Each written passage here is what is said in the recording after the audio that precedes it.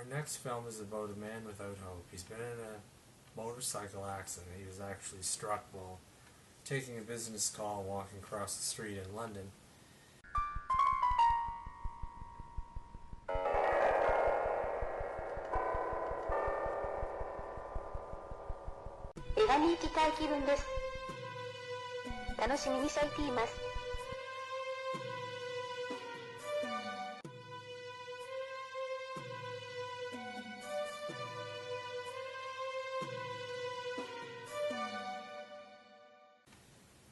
And the accident leaves him crippled, and we come into the scene here where he can't do anything. He just sits in a chair. He can't move from the shoulders down, except for a little bit of his finger, which helps get his wheelchair steered or moving.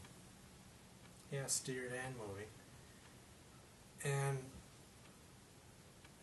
he has arranged for his own death to take place in Switzerland. He's going to one of these death clinics to be injected with lethal injection with his parents beside him. But his parents can't handle this. This is just, it's way too much for them to take. So he's agreed to give them, I think it was 3 months time. He's 3 months grace period. And then that's it. He's going to go die because he feels completely useless. He needs to be the man he used to be before the accident, and he just can't.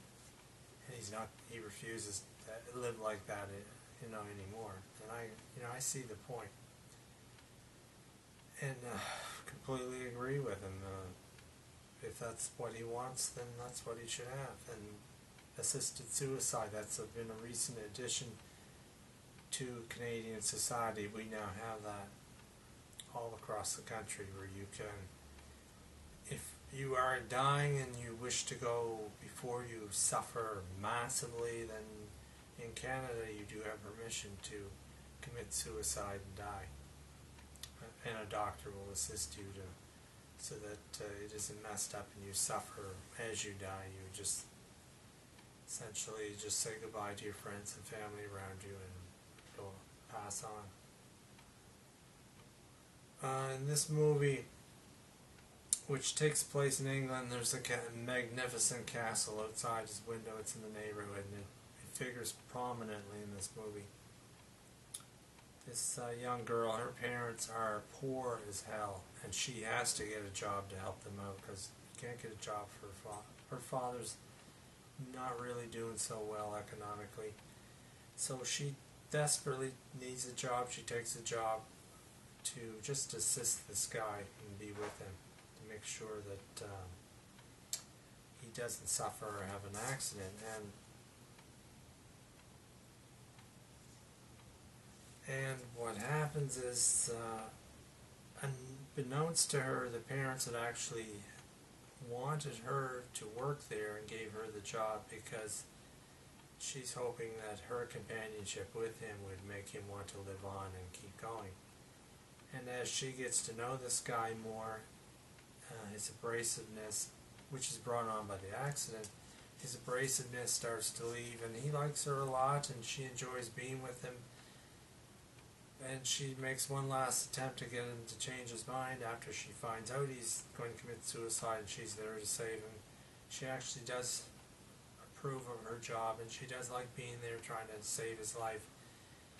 So she and he go to France to enjoy some time together, but he tells her, look, I'm not changing my mind, and it just rips her apart. And he asks her to be with him at the end, and she just can't do it. She runs off out of anger, and then eventually she realizes that her feelings for him are stronger than that, and she comes back to be with him when he dies. This is it's a tragic movie in the fact that the man had this accident that ruined his life, but it is also a victorious movie because he lived his last days the way he wanted to, and he had a great victory being with this wonderful girl at the end.